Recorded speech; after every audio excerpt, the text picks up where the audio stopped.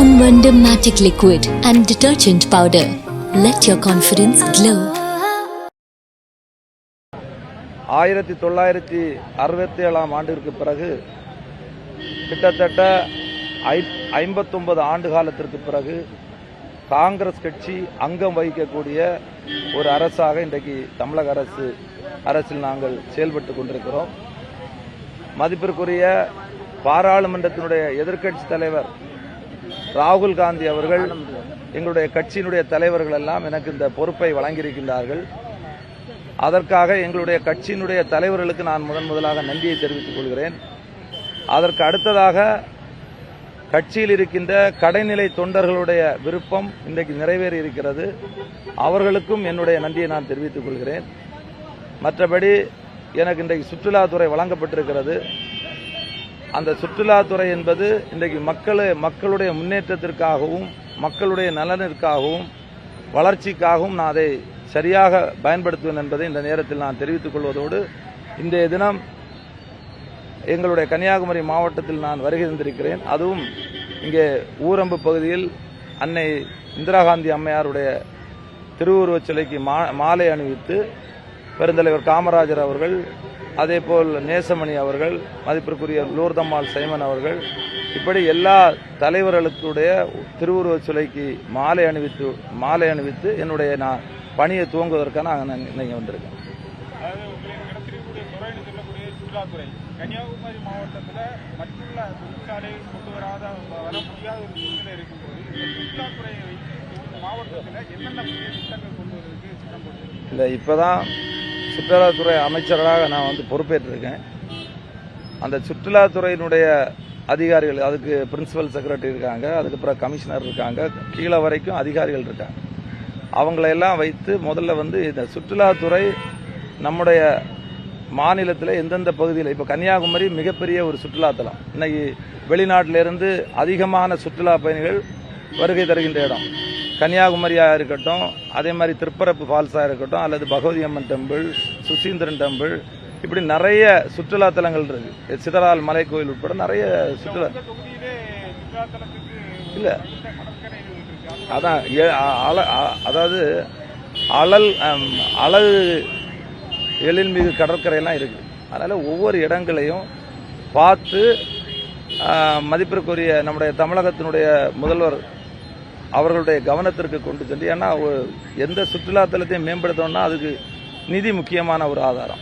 அந்த நிதியை பெற வேண்டும் என்று சொன்னால் மதிப்பிற்குரிய முதல்வர் அவருடைய கவனத்திற்கு கொண்டு சென்று எப்படிப்பட்ட வளர்ச்சி திட்டங்களை கொண்டு வர முடியும், சுற்றுலாவை எப்படி மேம்படுத்த முடியும் என்பதை பார்த்து அதை நேரடியாக ஆய்வு செய்து அங்கே வரக்கூடிய சுற்றுலா பயணிகளுக்கு உரிய பாதுகாப்பு இருக்குதா, அவங்க இப்போ நிறைய இடங்கள்ல இருந்து நிறைய தேவைகள் இருக்கும், அந்த தேவைகளை கண்டறிந்து அதற்கான பணியை முன்னெடுக்கப்படும் என்பதை நான் அந்த நேரத்தில் நான் தெரிவித்துக் கொள்கிறேன். ஆட்சி அதிகாரத்தில் பங்கு அப்படிங்கிற கொள்கைகள் தான் தேர்தலை முன்னெடுத்தாங்க. அந்த தேர்தலில் நீங்க யாருமே ஆதரவு கூட்டணிக்கு போகல. இப்போ தேர்தல் முடிவுக்கு பிறகு ஆட்சி அமைச்சர்னா கூட்டணிகள் வேணுங்கிற காரணத்தினால இப்போ நீங்க முதல் ஆதரவு கொடுத்துருக்கீங்க. அதில் உங்களை அமைச்சர் பொறுப்பு கொடுத்துருக்காங்க. இதுவரையிலும் இல்லாத ஒரு நிகழ்வு. அதாவது அமைச்சர்கள் ஆளுங்கட்சி சார்ந்தவர் இருப்பாங்க. ஆட்சி கட்சி சார்ந்த ஆளுங்கட்சி ஒரு அமைச்சராக இருக்கும்போது உங்களுடைய வேலை பாடுகள் எப்படி இருக்கும்? அந்த நம்பிக்கையாக ஏற்பட முடியுமா, இல்ல அமைச்சருடைய தலையீடு இருக்குமா? எங்களை பொறுத்தவரையில காங்கிரஸ் கட்சி தொடர்ந்து கூட்டணி ஆட்சி வேண்டும் என்று கேட்டிருக்காங்க. உங்களுக்கு எங்களுக்கு நிறைய வாய்ப்பு வந்தது.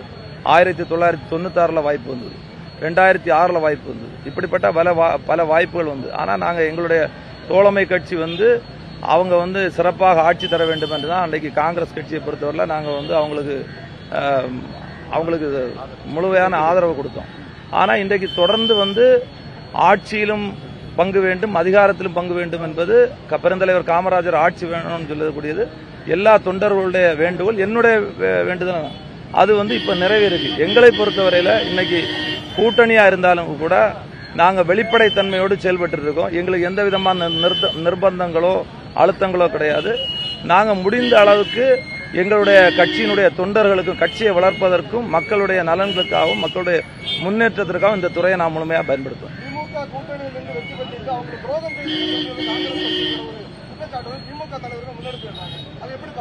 இல்லை, எந்த காலகட்டத்திலையும் காங்கிரஸ் துரோகம் செய்தது கிடையாது. நாங்க வந்து ஒவ்வொரு காலகட்டத்திலையும் இப்போ 2021ஆம் ஆண்டு அந்த தேர்தலில் கூட மதிப்பிற்குரிய முதல்வர் மு.க. ஸ்டாலின் அவர்கள் முதல்வராக வேண்டும் என்றுதான் காங்கிரஸ்காரர்கள் போராடி அவர்கள் வந்து அந்த தேர்தலில் உழைத்தார்கள்.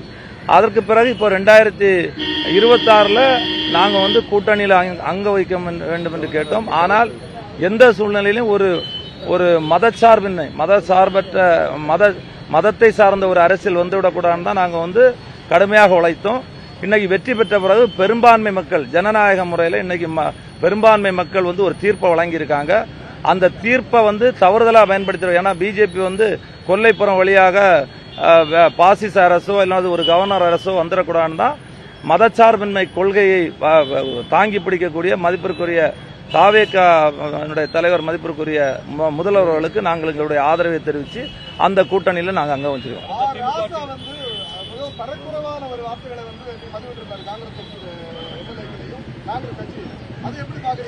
இல்ல, காங்கிரஸ் கட்சி எதுக்கு மஞ்சக்கூடிய கட்சி கிடையாது. வெள்ளக்காரனுக்கு துப்பாக்கிக்கே நாங்க பயப்படாத ஆளுகள். அதனால அதெல்லாம் நாங்க துச்சமா நினைக்கக்கூடியது தான் காங்கிரஸ்.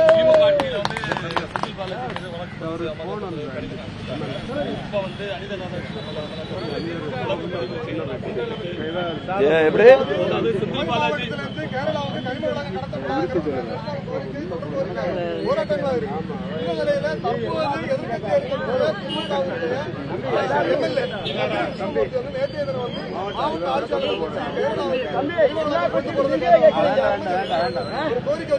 சரி, இதுக்கு நானே ஒரு பதில் சொல்றேன்.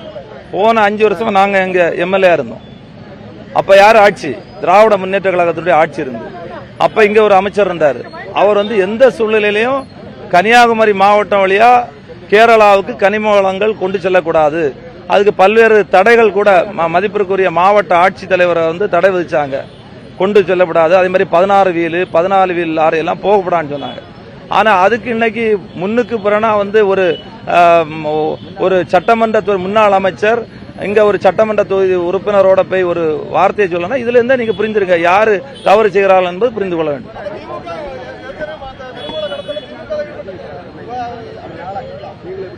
இல்ல, அத வந்து மக்களுக்கு தெரிஞ்சில்ல. இப்போ அவங்க நேரடியா வந்து மாவட்ட கலெக்டரை பார்த்து என்ன சொல்லியிருக்காங்க மக்கள் வந்து சமூக வலைதளம் மூலியமாகவும் உங்களுடைய தொலைக்காட்சி வழியாகவும் பிரிண்ட் மீடியா மூலம் தெரிஞ்சுக்கிட்டாங்க. மக்கள் அதற்குரிய தீர்ப்பை வழங்குவார்கள். Ponvandam Magic Liquid and Detergent Powder. Let your confidence glow.